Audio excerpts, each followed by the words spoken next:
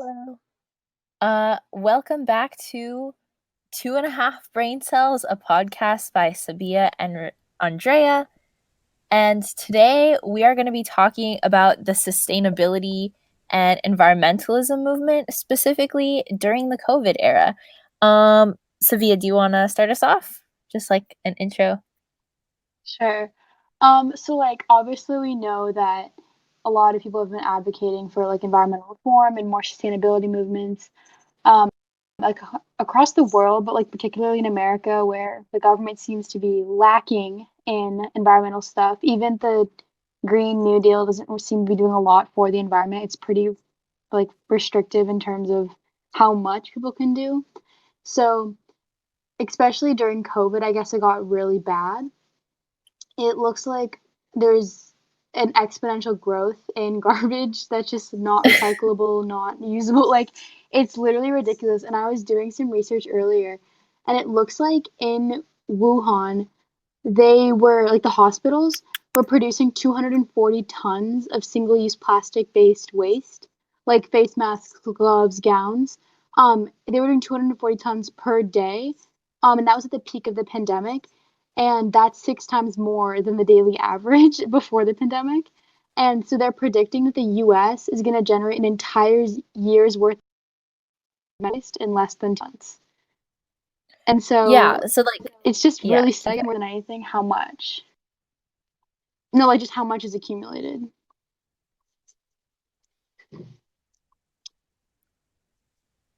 Yeah, no, that's definitely true. And like, obviously the connection is that like with health concerns or people are like concerned if stuff is contaminated, which like explains a hesitancy to want to use like reusable things. And obviously if you're using single use plastic or PPE, you can just throw it away right after and not have to worry about if it's COVID infected or not. So like I know there's like a coffee shop in our area that like switched from, they were like super big on the environment and like being environmentally sustainable, and they switched from like using ceramic mugs to just using like, I think they're like cardboard. It's like, the paper cups, right, for the coffee. Yeah.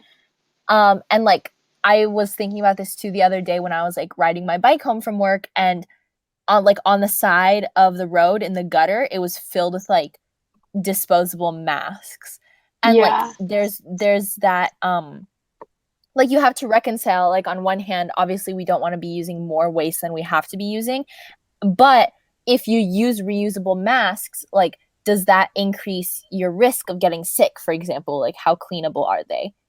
So like hmm let's start with masks. Like how comfortable should people feel using disposable versus reusable masks? I mean, in my opinion, I like personally the disposable masks smell bad, first of all. I can't stand the way they smell, but I feel like people, I mean, the reusable masks, you can put them in the washer, dryer, and they're fine. Mm-hmm. Like, I have three reusable masks, and I just, like, I wear one for one day, Tuesday, Wednesday, and then I go home, wash them, and then Thursday, Friday, Saturday, we do it again. And that's fine. Like that works. And I think it's safe, like completely safe to do that reusable, like as long as you wash them, like before you wear them again, like after one day, it's fine. Um, but I think the worst part about the reusable ones is like people aren't even throwing them out. I've watched people leave like a Costco, where they're required to wear face masks. They'll take one from the employee because they didn't bring one themselves, and then Mm-hmm. the second they're done with it, they just drop it on the ground. And it's just Yeah. like really disrespectful because first of all, like you're doing that. So first of all, you have to wear the mask because you're like potentially harming other people if you don't. And second of all, like you couldn't have thrown it like 2 feet towards the trash. Like you really just have to drop it on the ground. It's just really disrespectful, I guess, more than anything. Yeah, definitely. And I was reading an article this morning in, I think it was the LA Times, that says like South Korea had a really big recycling program before the pandemic. And it wasn't necessarily that like the more waste was being produced. It was that like I think it was, I could be totally butchering this because I didn't really read in depth, but like the budget was like shifted away from the recycling program, and now the recycling program is like on the brink of not happening anymore. hmm So that's like a more distant impact, I guess, but still an effect. on the Yeah. environment. I feel like for the longest time too, Hmm. when we were looking at like the primaries and who we were going to elect, a lot of people cared about their environmental policy. And I think now because of COVID, everyone's more worried about other things. Like it kind of just got put on the back burner.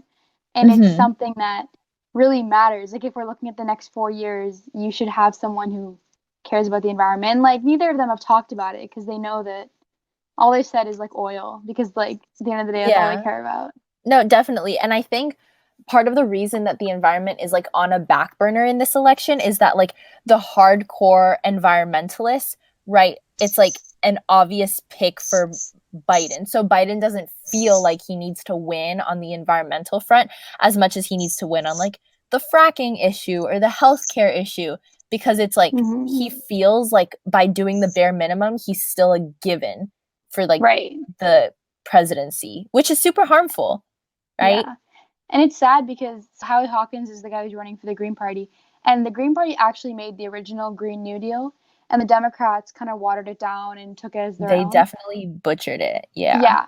And so it's kind of sad because they're like, for the environmentalists, like, oh, we're doing the Green New Deal. But they're not doing it because it's basically, pushing everything aside for the next president or for Congress to deal with. And they know nothing's going to get done.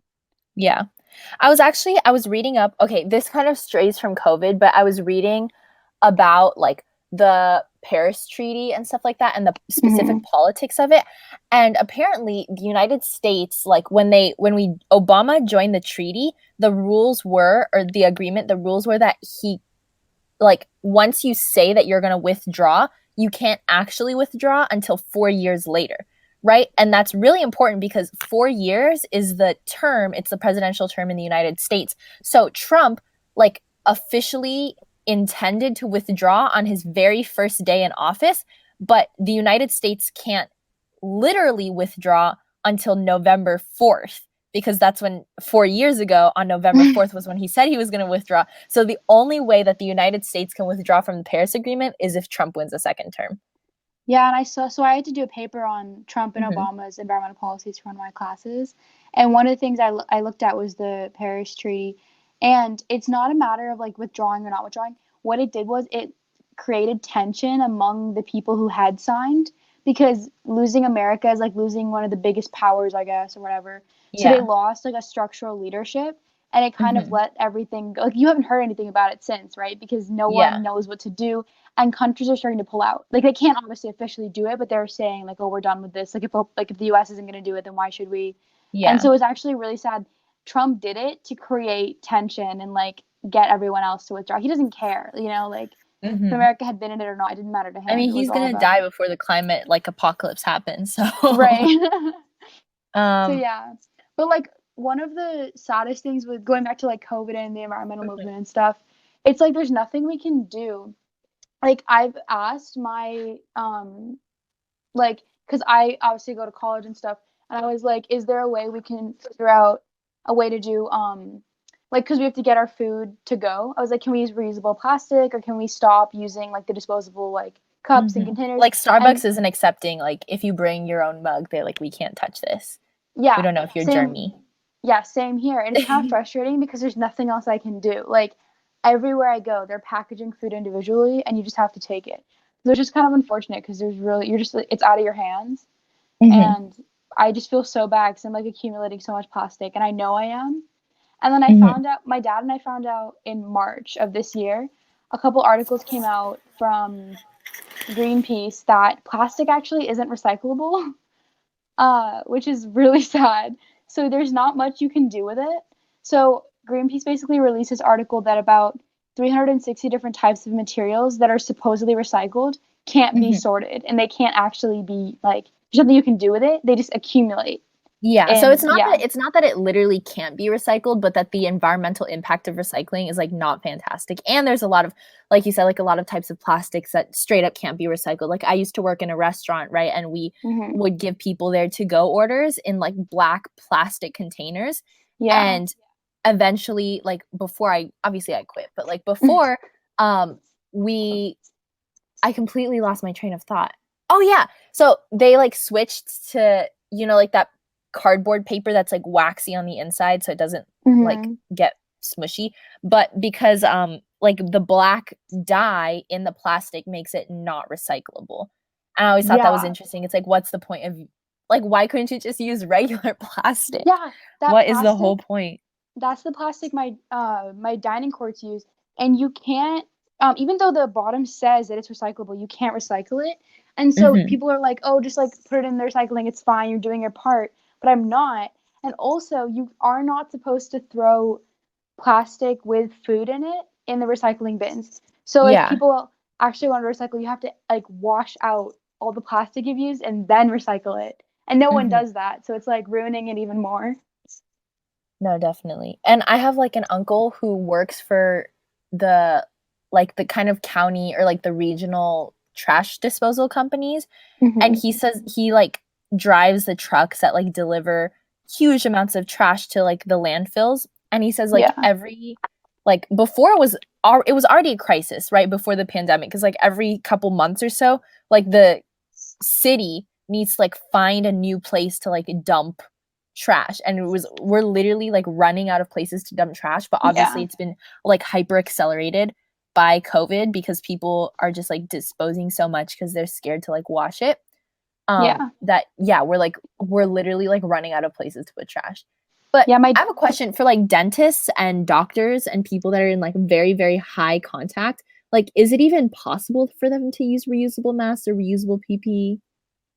I have no clue because I'm not a doctor, but I was gonna say my dad went to donate blood on Sunday.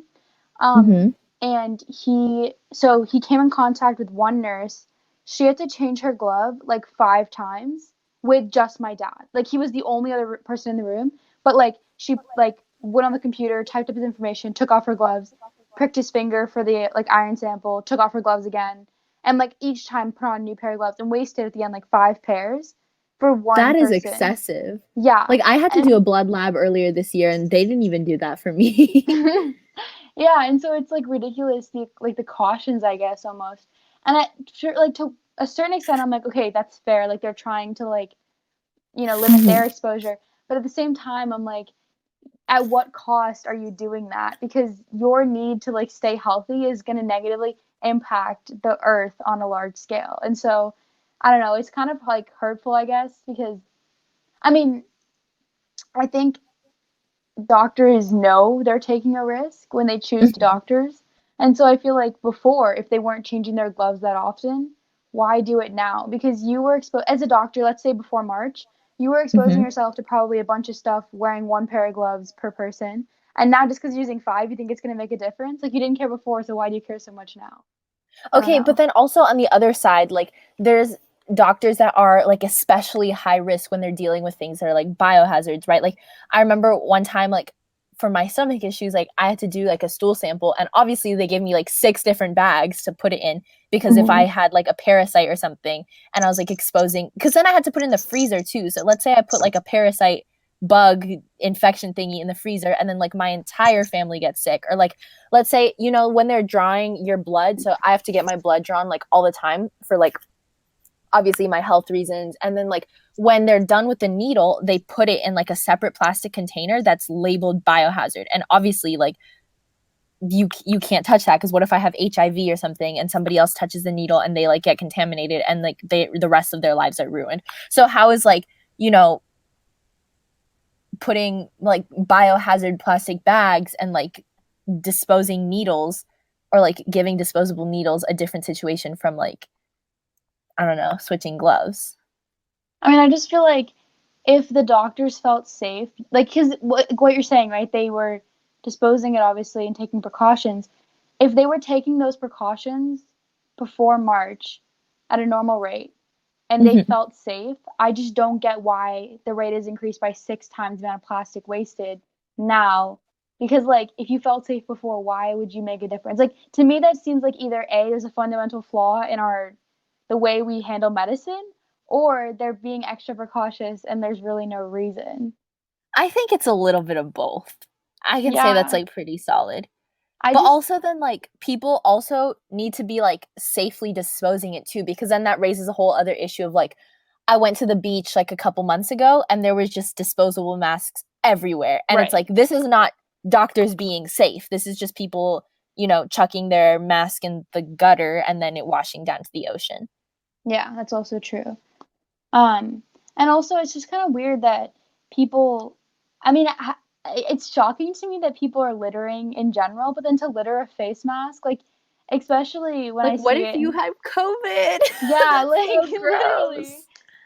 And what drives me crazy is at this point we all know the pandemic, like you have to wear a face mask. So just go spend $5 and or make one yourself. Just make a reusable face mask. It's not that hard. I feel like anyone who's still using the disposable ones and like doesn't have a legitimate reason, just like you're doing more harm than good. So just do yourself a favor. If you can take anything away from today's podcast, get yourself a reusable face mask. Okay, I have a confession. So, you know how my family, like, we're a brown family, right? And even Mm-hmm. if we're not budgeting, we're like on a budget. So, we used to go to like Menchie's or Yogurtland or like any of those frozen yogurt places. And whenever my sister and I would get frozen yogurt, my mom would give us napkins and she'd tell us to like wipe off the spoon and take the spoon home. So, we have Yeah. like the spoons we use in our house are like Menchie's plastic spoons. And I'm pretty sure we've been using them for like years and years and years. And low key, my family reuses the disposable face mask. And I know like you're probably not supposed to do that, but like if you're only wearing it for like the 5 minutes that you're in the grocery store picking up like the groceries that you need and then you take it off when you get in the car, why can't you just wear it for another 5 minutes? I Okay, mean, I feel unless like of this course if I was like a service worker and I was like working in a restaurant or something like in contact with people all the time, I would not do that because that's gross. I But feel like like this brings up two different things though. So one, if you want to reuse it, that's fine. Like I feel like it's not my place to judge someone else's it like is gross though. I mean, but it's like here's the thing, right? If you feel like it's fine, then do it. You know what I mean? Like I Yeah. can't tell you what to do because if it was up to me, like if I didn't hurt anyone, I wouldn't wear a face mask because I don't like them. But I'm gonna do it because I'm protecting other people. You know what I Okay. mean? So it's Yeah, like that's valid. so I'm personally not scared of getting COVID, but I'm doing it because other people are. And I so no, right. But like I'm just saying like that's why but I'm still gonna wear a face mask. But what I'm Mhm. saying is like it's all up to you. Like if you want to wear a reusable one or a disposable one, just be smart about it, I guess. But my second point of this is like these restrictions contradict each other. Like to me the most baffling thing is that people walk into restaurants and you wear a face mask And and then then you you sit take it down. off when you sit Yeah, down to eat. that doesn't make But sense. that's not an issue of science. That's just like incompetent public policy. That Right. like It's just like it comes down to the face mask thing though again. Like why like I'm lost on what your face mask is doing at that point. Like do you need to wear it at all then? Like why did you just walk in with the mask on, take it off? yeah, no, definitely. Because I feel Um like well cuz I was just going to say I feel like especially at schools right now. Like my little brother goes to school every day. He sits in class with his face mask and then go eat like lunch with his friends and takes it off. And so I mean I get it. Like okay, you're limiting your exposure, but at the same time like in those 30 minutes you could get COVID.